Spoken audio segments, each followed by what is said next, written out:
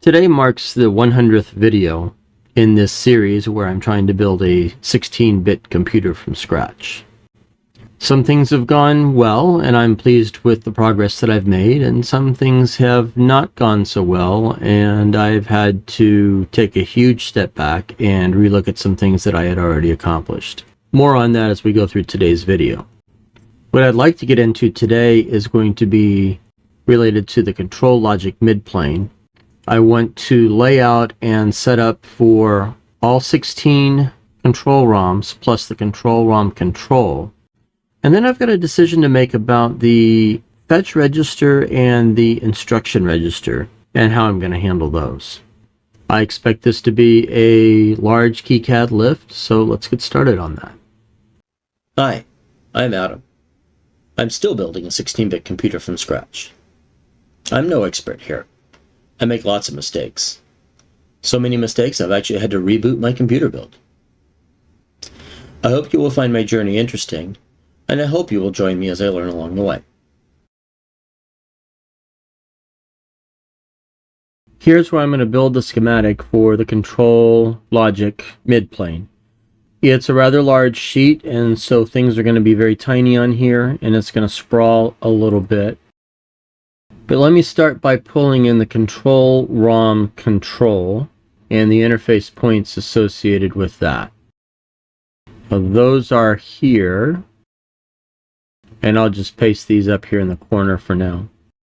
So I can close that up, and I can open up now the control ROM module, open up its schematic, and these are the interface points for that. And once again, I'm just going to paste them in here for the moment. I will come back to this. I need 16 copies of this, but I want to reorganize this a little bit before I go down that path. Next up is the 3-bit demultiplexer, and I need all of this. And I'll need 3 copies of that. The 4-bit demultiplexer is next, and I will need 4 copies of that. And finally, I need a 7-bit demultiplexer. And I only need one of those, so that's a good thing. Okay, let me save that work so far. So now the next challenge is trying to get this organized to make sure that I've got all the right copies of everything. And so let me get into that and identify which signals need to be demultiplexed by which demultiplexers. I've got to start drawing boxes around everything so I can keep all of my signals and all of my components all straight, especially when I get to routing things on the PCB. I'll get right into that. Alright, related to control ROM 0, there's a couple of changes I need to make before I start doing copies. These are pins. I need to change pins to be sockets. Same with these. Same with these. These are all consistent inputs, so these all need to be switched to be inputs, and then the names of those need to be tied back to the inputs coming off of the control ROM control. The address bus needs to be changed to be inputs into the sockets, and then of course these pins need to be changed to be sockets as well. There's a lot of little fussy things to take care of, so I'm just going to put my head down and get to work on some of this stuff. Well, I didn't realize it at the time, but I ended up routing this entire PCB very inefficiently, and the problems actually all started back here in the schematic. What I had done is I had grouped like signals together based on what their function was in the connectors that were going off the midplane out onto the rest of the build. What I should have done is grouped signals together that were going to a common destination. In other words, all of the register 1 signals should be grouped together onto a single socket heading off board, rather than everything associated with the main bus assert going off board. Thankfully, I figured this out before I actually placed the order, but I had already rendered Gerbers and uploaded that to my supplier, and I was about ready to hit the go button, decided to sleep on it for a night, and had that epiphany overnight. So there's good news there too. The reality is I now have to take a pretty big step back and start over with this in order to make it easier for me as we move on farther down the line in this build. Now, the design could have worked the way I had it, and I could have ordered the board and just lived with the inconveniences that I created for myself. But it would have been difficult farther down the road. I would rather make the effort here and hopefully get this right in this point in order to make things easier for me as I go on. So I am scrapping a good part of the rest of this. The footage that you see at this point is still very relevant, and so I am going to include it. Once we get through laying out these control ROM inputs, the rest of it's going to get shuffled around, so I'm going to record new from there.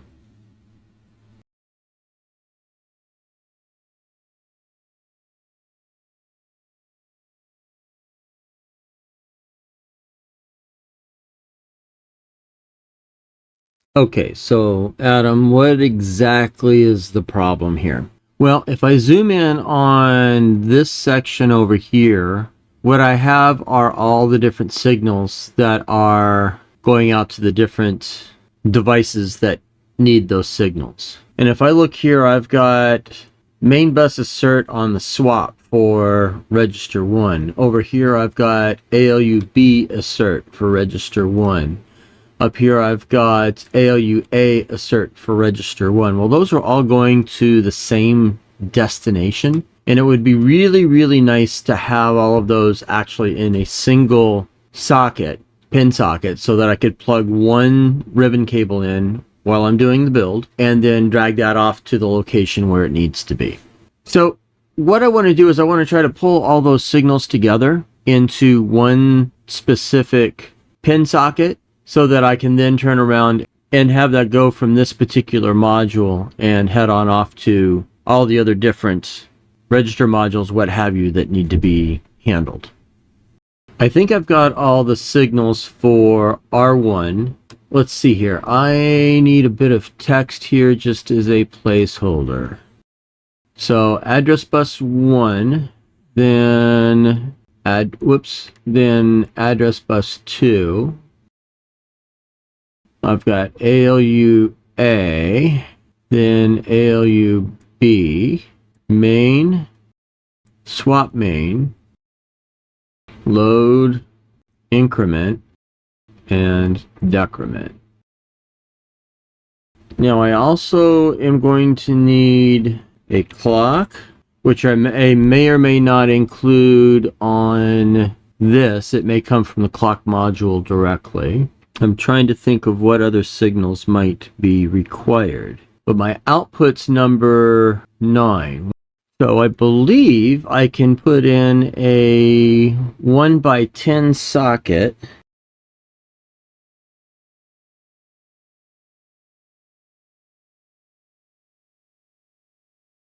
And then so for my R1 jumper, which will go off the board there, I believe that's the whole of everything that I need coming off the control backplane. I will still need to pick up a clock before I get to the actual R1 register.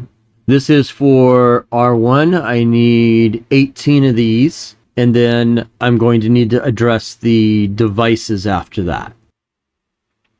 So I thought I'd take a minute or two and answer some questions that I think a lot of people have.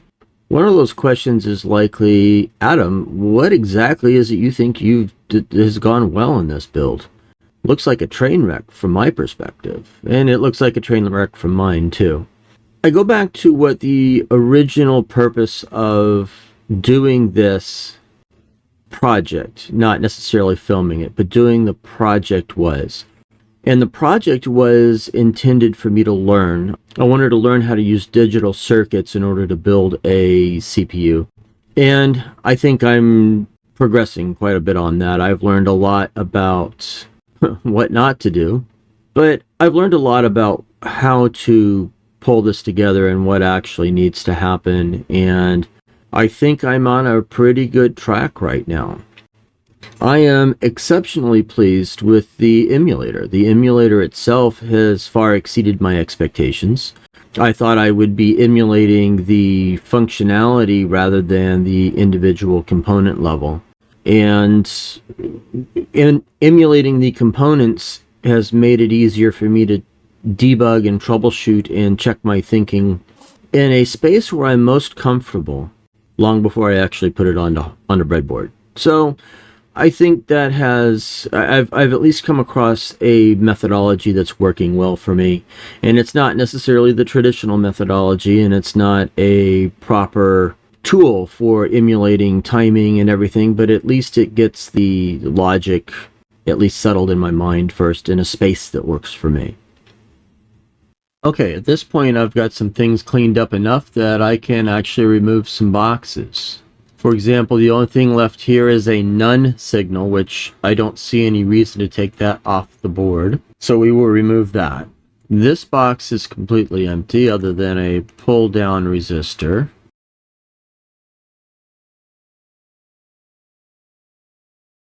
The next thing I want to try to tackle are the devices. Now, each device has a device register load, and then it's also got a control register load. And then I've got an assert out onto the main bus and an assert out onto the swap bus, which I'm selecting those in opposite order. Okay, so there are the 4 signals. Nope, there should be 6. Still looking. Alright, so I've got my device load, control load, device main, control main, device swap, and control swap. Now what I think I'm going to do is I'm going to combine device 1 and device 2. And this should allow me to put that onto a 16-pin socket. Well, Adam, you make that sound fantastic. What has not gone well? Other than the obvious that I had to restart. Well, when I started this, I laid out some objectives of what I wanted to have this CPU do.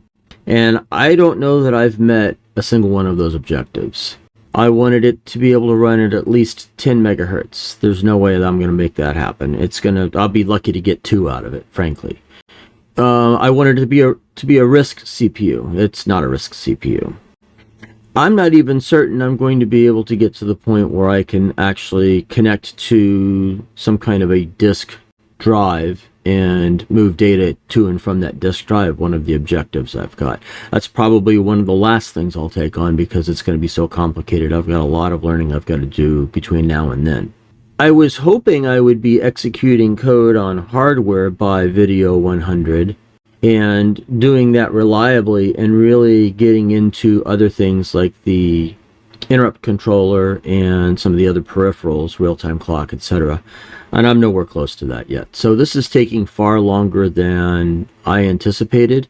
And I've not come up with a way to video and shorten and tell the story. I don't have that kind of a creative gene in me. My creativity comes across in the code that I write, not in the videos that I produce.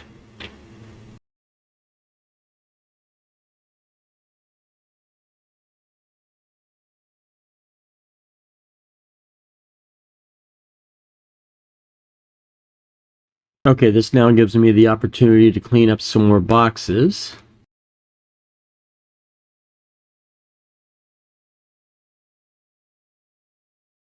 Next, I've got the fetch register and memory that I need to pull over and somehow get wired up together. I'll start with the fetch register.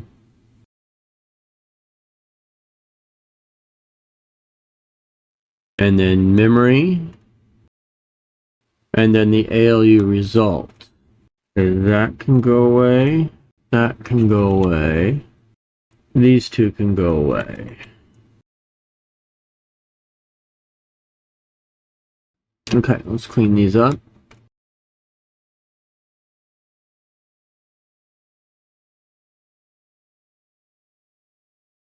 Okay, so what's left? Well, I've got 4 places I could put things here, but I think I want to leave that alone. If anything, I'm going to move these 2 signals up and add... Well, let's move these 2 up as well. What have I learned from all of this? Well, I've certainly learned quite a bit. I actually feel far more comfortable plugging ICs into a breadboard, and this project is the first time I've actually used KiCad to develop out PCBs and schematics and order them and solder on them and bring those to use. This project's the first time I've soldered anything, at least more than just connecting a couple of wires together, and I feel far more confident in my abilities now than I ever did before. So there's a lot of things that I have improved my skills. Am I an expert in those? Absolutely not. Am I going to be an expert in those? Absolutely not. I will say that there are things and aspects that I feel far more confident in today than I ever did prior. Well, those changes absolutely created problems with the electrical rules check, so let's find those and get those cleared up.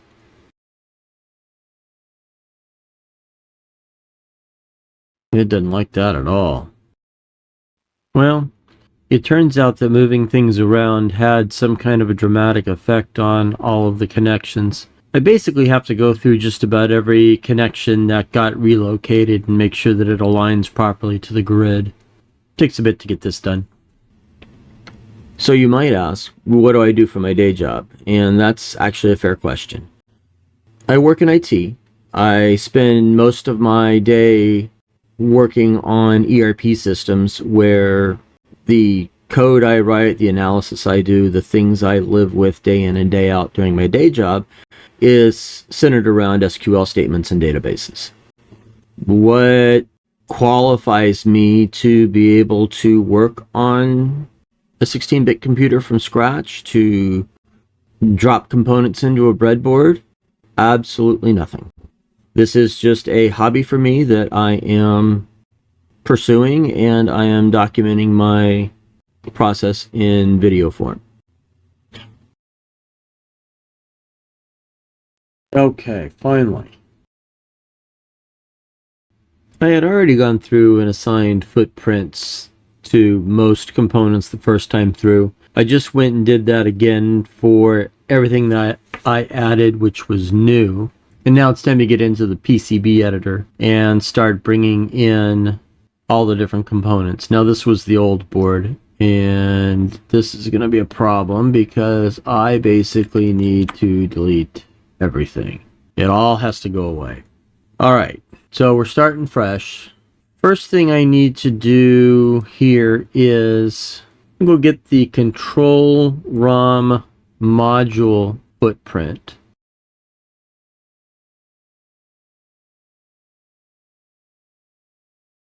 Let's go to inches here so I can set this to be on 1/10 of an inch increments, and we'll place it there. Now I want this to be on the front Silkscreen because I actually want it to be a box. But on the edge cuts, I do want to also add a box just for trying to fit everything into. I need 16 of these boxes. I was going to do 2 columns of 8 rows, but I'm wondering if I don't want to do 4 and 4.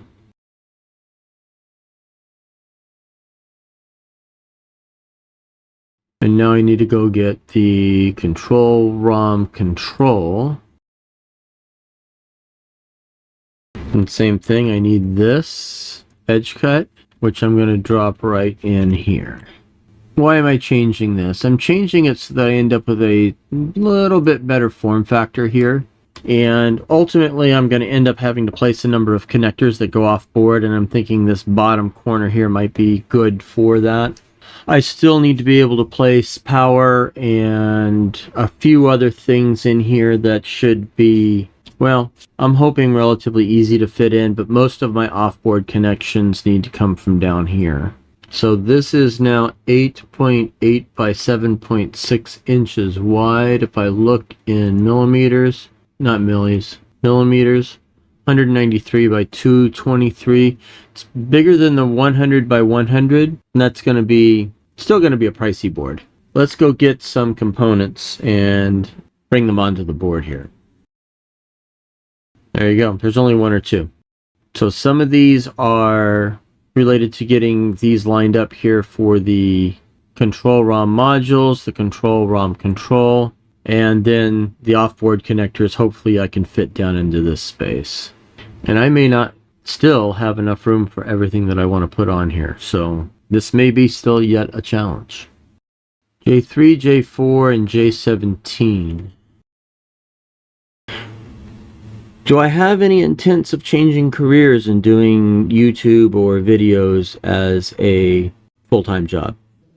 No. There's an old adage, don't give up your day job, and that certainly applies here for me. I am far better at my day job than I am at this, and there's even creating videos. And there's absolutely no intent to do this and turn this into a second career or a new career or do this full-time.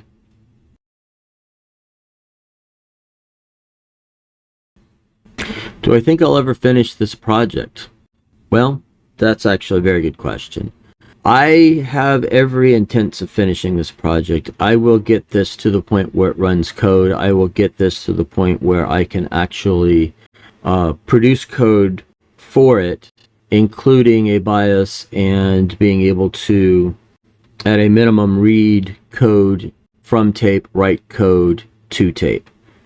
I'm not certain I'm going to be able to get the disk drives working, not without actually leveraging a controller IC or putting a whole lot of transistors into a circuit. And at this point, as I see it, is beyond my skill set at the moment. So we'll see how that plays out. That's going to be a couple of videos into the future, probably a couple of hundred videos into the future if I ever get to that point. If there's other questions that you feel I should look at and address, feel free to leave them in the comments. I will either address them there in the comments, or I will tack them onto another video where I have large blocks of time where I need to fill with something.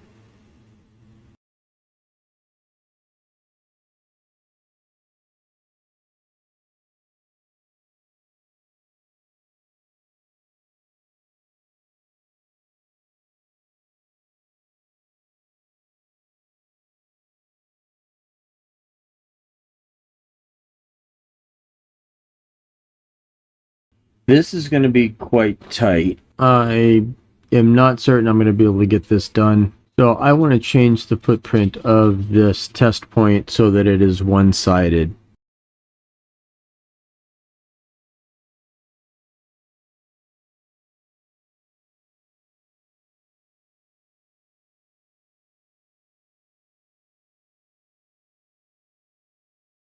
Okay, that gives me my test points. And they're single-sided. Now, like I said, this is going to be a very, very tight squeeze, so I don't know that I'm going to be able to get everything routed down here. I may have to create some room to be able to do that, which means I'll have to extend out the board. Couple of things that I'm going to have to do here. Some of these traces I do want to make a little bit thicker. I'm not worried so much about the power traces because those are all going to be, most of those are going to be internal, but some of these longer runs that have to run up the board 4 times are likely going to have to be thicker traces. So let's see what we've got here.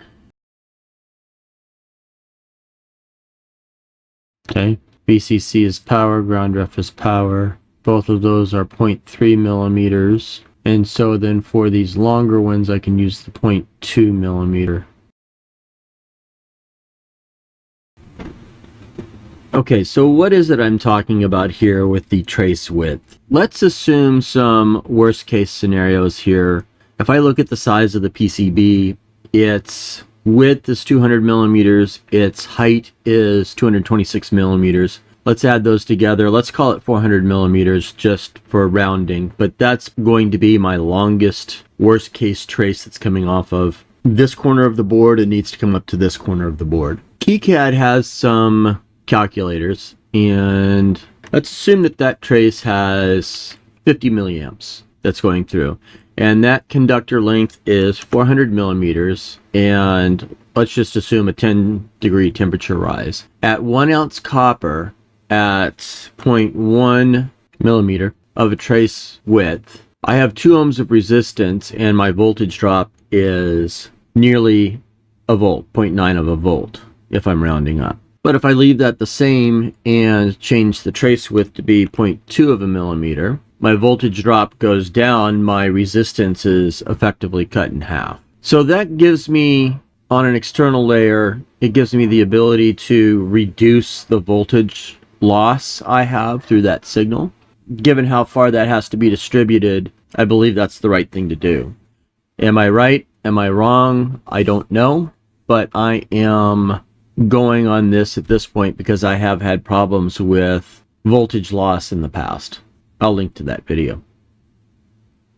In the meantime, I'll skip past all of this easy routing and get to the more fun, more interesting stuff. Alright, found something interesting.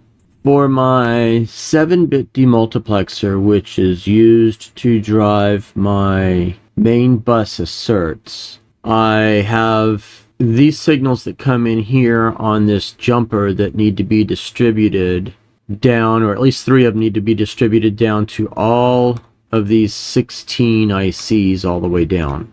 It's not quite as big of a deal as these other signals running vertically up the board, but I think it could use a little bit of a thicker trace as well. I tried a 0.2 millimeter trace, and so you can see this signal that's coming in here.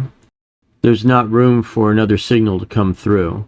Now I can get 2 signals in between, so if I really wanted to push it, I could probably squeeze one through here.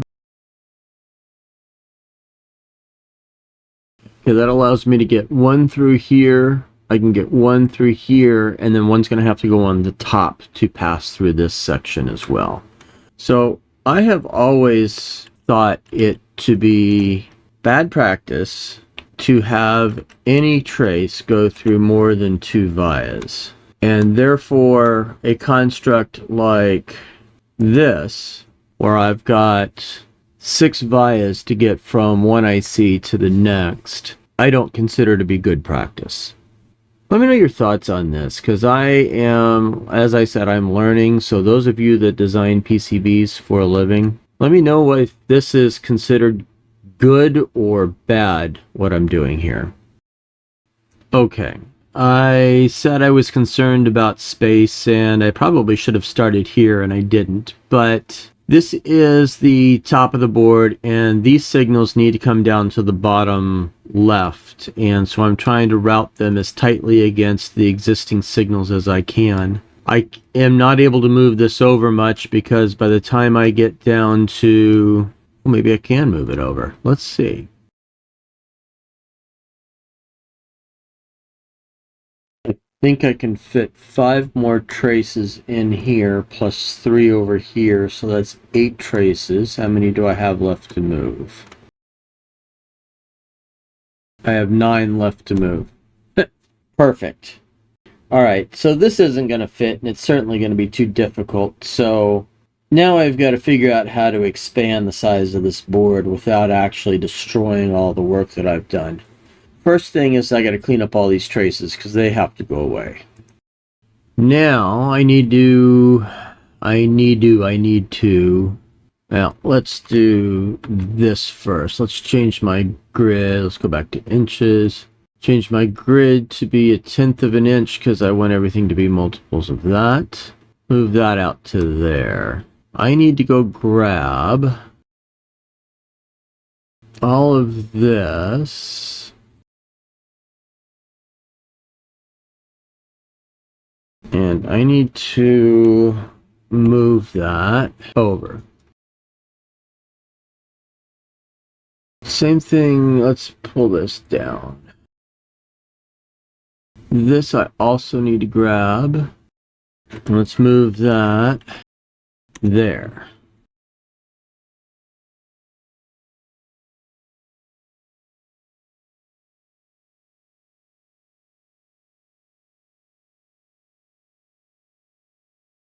Okay, so now everything that I moved that crosses this boundary, these have to be put back together here.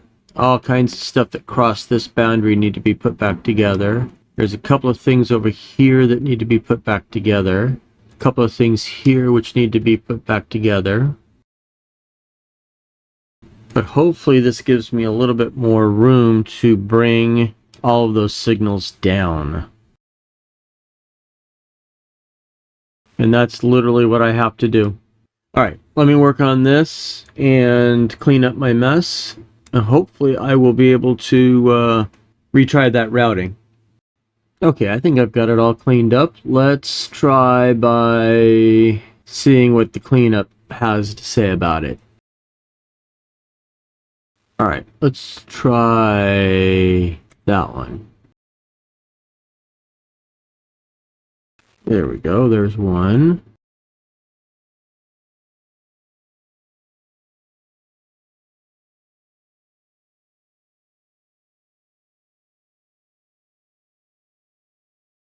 All right, I think those are probably going to either bite me in the butt or be good cleanups. There's not very many of them, so... All right, let's see what happens.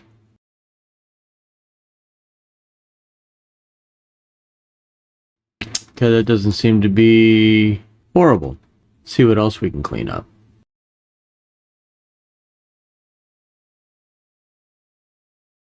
Okay, I've gotten to the point where control ROM 0 up here, control ROM 1, control ROM 2 are all routed. And then down here, I have just about all of the connectors off board routed, but this bottom connector here is still not quite done yet. This is one of the reasons it's taking me so long to actually get this work completed. So what am I talking about here? Well, I have tried really hard to keep all the vertical traces on the back of the PCB and the horizontal traces on the front of the PCB in order to make sure that I can actually route everything. There are some exceptions, of course. As you see here, I've got a little bit of vertical trace going here, where I'm not anticipating I'm going to have to move anything through here. I don't want to send things through the board more often than I need to. But now I get down into this section. There's 3 signals I need to route off this connector. And I could do this from internal traces, which I am absolutely not interested in doing. Or I can now move things around in order to allow these traces to come off the board, and that's ultimately what I'm going to need to do. What I've done is I've got on the front, I'm showing the front, I've got red traces down the left, I've got some red traces down the right. If I now show the back, I've got blue traces. They overlap, and I can pull things away so I can get vias in there, and I can do several things like that in order to give myself the room I need to make this work. And there's lots of different options I have for doing this, but this is my own inexperience here that's really coming into play. What I have to do is I've got to figure out a way to get these 3 signals out from within these 2 sections of blue and down the rest of the board. The top 2 are relatively trivial to do. I can route traces along the top. This one is not trivial. And for me to be able to do that, I have to make room for a via here. Again, not the end of the world to do, but I've got red and blue traces that end up falling in the same area, which means that I have no ability to route anything out. So even if I was able to get a via into this location here, I would still have problems. I'd have to kind of snake its way up through and out this way on the top layer, or snake its way, pass it through from the top to the bottom layer on the bottom, take it out to this place, and then move it back to the top, and then snake it from there. Neither of those are palatable. So ultimately what it boils down to is this via, and this via all need to be moved down to give me room to actually bring this out on the top layer of the board before I start taking it down the board, and then ultimately over to this area over here or this area up here. These go up to this area up here. That's just a feature of learning. All right, let me see what I need to do in order to create the room I need to pull those out. I don't think it's going to be the end of the world to do, but I've got some work to do.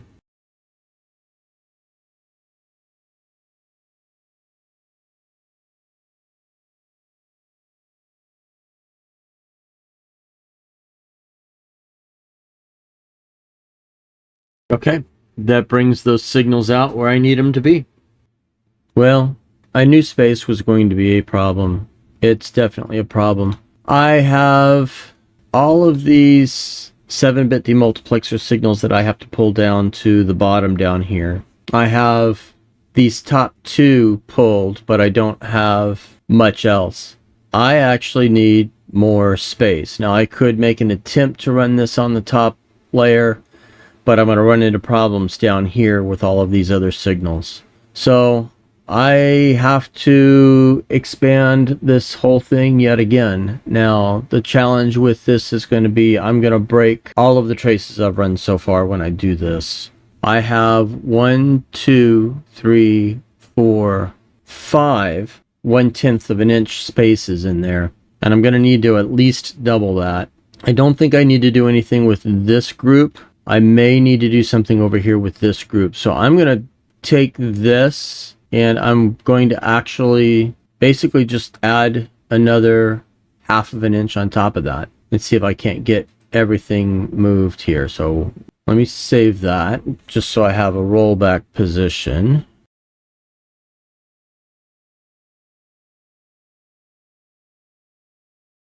This, I don't want to grab this outer, and I need to move. There we go. 1, 2, 3, 4, 5, 6. How did that turn out? It looked okay over here on this edge. There's a whole lot of things that broke through here.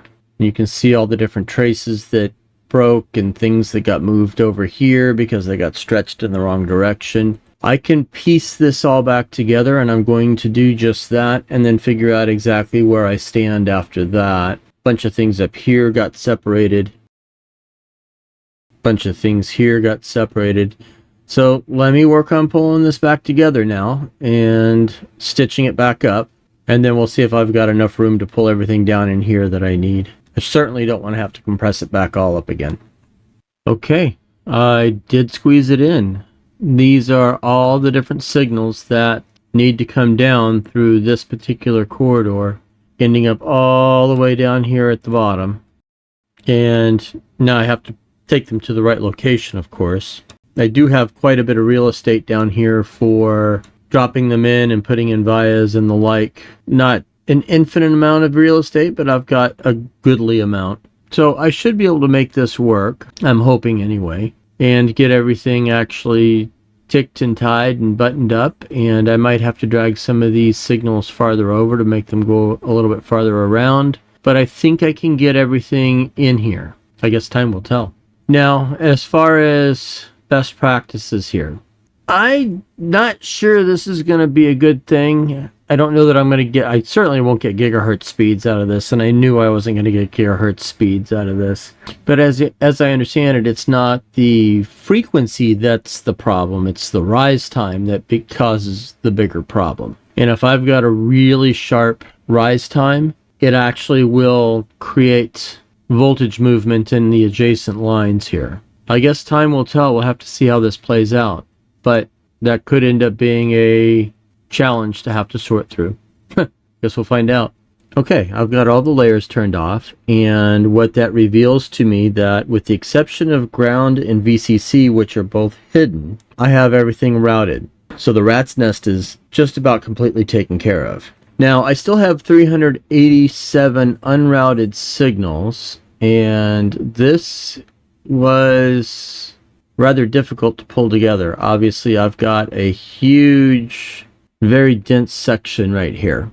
And we'll have to see how well this works out. I may end up getting some odd signals, and I just need to make a mental note of that, so that if I do have that problem, I'm going to have to actually increase to probably an 8-layer board. I don't know that a 6-layer would do me any good here. So I'd have to go up to an 8-layer board and try to figure that out. All right, so what's next? What's next is ground and VCC. And so over here I had hidden the ground plane, or the ground net, I should say, not plane, and the VCC net.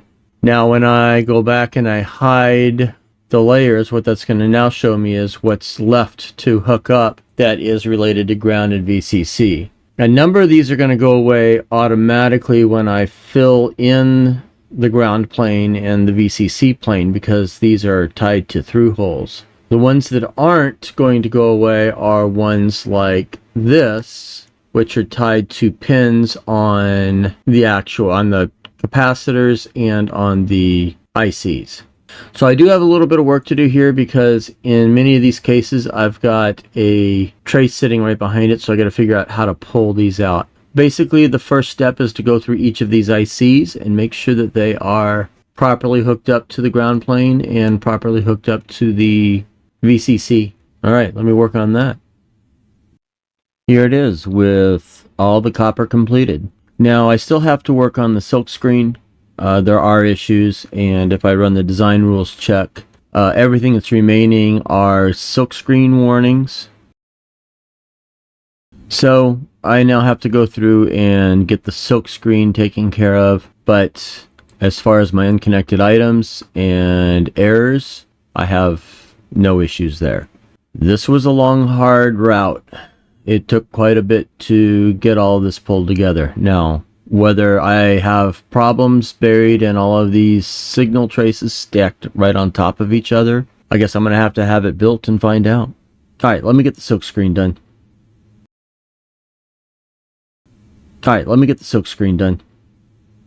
And this is what it looks like. I basically am going through and labeling all of the different components. I've got jumper connectors, I've got my actual jumpers, I need to get names on everything. Ultimately, I've got to get over here and get ICs labeled. I've got a 0 ohm resistor here with a test point that I need to get labeled as well. Make sure that I've got those all well documented. Lots of little fussy things related to the Silkscreen. I'm just going to go ahead and put my head down and get going on this, and I am well aware that I am 40 minutes plus into a video that I committed to keep to 30, so I want to try to knock this out and come back and show you the final result.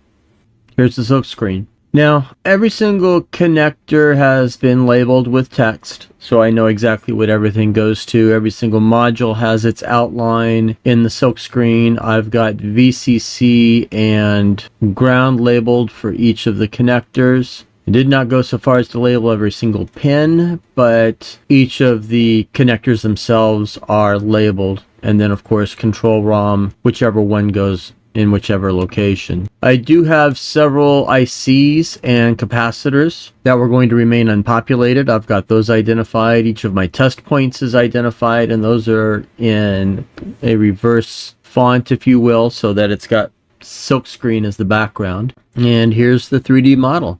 So the next thing to do is to get it ordered and order the components I need and get it populated. Well, it's not the way I had the 100th video envisioned in my head, but it is a huge milestone both in the number of videos and the order that I'm about to place. It's been a few days since I wrapped up the last of the PCB design. I needed a couple of days to sit on what I had done and think about it and make sure that the order I was about to place I'm comfortable with. And I am comfortable with it. So I'm going to get that ordered. I expect it to take about 4 weeks to get the PCBs delivered. So in the meantime, I've got some work to do on the emulator. More on that in the next video. At the same time, I did take on rewriting the assembler for the 16-bit computer from scratch. it had gotten too complicated, and rather than showing you all of that work, I am just going to go ahead and commit it directly to the GitHub repository. I'm going to stick a link down here so that you can have a look at that if you'd like. It'll also be in the description. We'll see you soon.